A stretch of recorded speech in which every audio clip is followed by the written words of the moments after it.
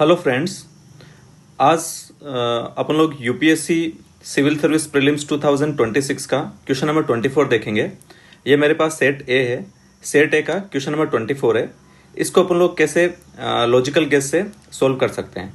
इसमें यहाँ पर पूछा गया है, विजिंजाम एक इंटरनेशनल सी पोर्ट है, उसके बारे में कुछ स्टेटमेंट दिया गया है।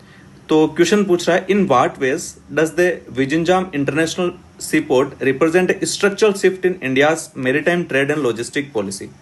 ओके, अब इसका स्टेटमेंट नंबर 1 अपन लोग डिस्कस करते हैं।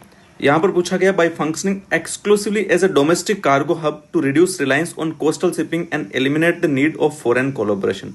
ये स्टेटमेंट में यहां पर डोमेस्टिक वर्ड यूज हुआ है और यहां पर इंटरनेशनल सी पोर्ट की बात हो रही है और ये बोल रहा है कि functioning exclusively as a domestic cargo hub.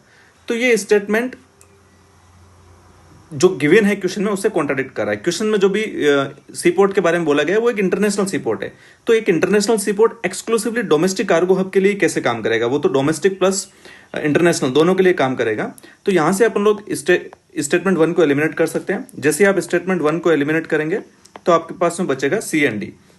अब अपन लोग स्टेटमेंट 2 पे पढ़ते हैं, by focusing primarily on passenger cruise tourism and heritage shipping to increase Kerala's profile as a maritime heritage destination।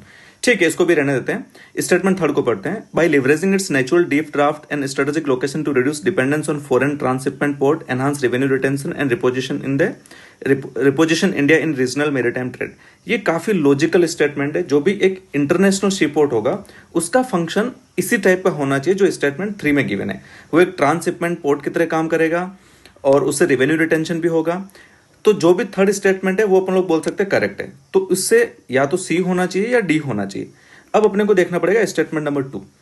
अब अगर आप देखेंगे थर्ड और 2 स्टेटमेंट तो आपको पता चलेगा कि स्टेटमेंट 2 3 से अलाइंड नहीं है। अपने को ये तो पता है कि स्टेटमेंट 3 100% करेक्ट है। स्टेटमेंट 2 प्राइमरीली बात कर रहा है पैसेंजर टू क्रूज टूरिज्म और हेरिटेज शिपिंग की, बट जो भी इंटरनेशनल सी पोर्ट है वो मेनली इकोनॉमिक इंटरेस्ट पर्पज से बनाया गया है। तो वो टूरिज्म और हेरिटेज उसका सब्सिडरी काम हो सकता है बट वो उसका मेन फंक्शन नहीं हो सकता है। और अगर आप स्टेटमेंट भी देखेंगे तो India's maritime trade and logistic की बात कर रहा है।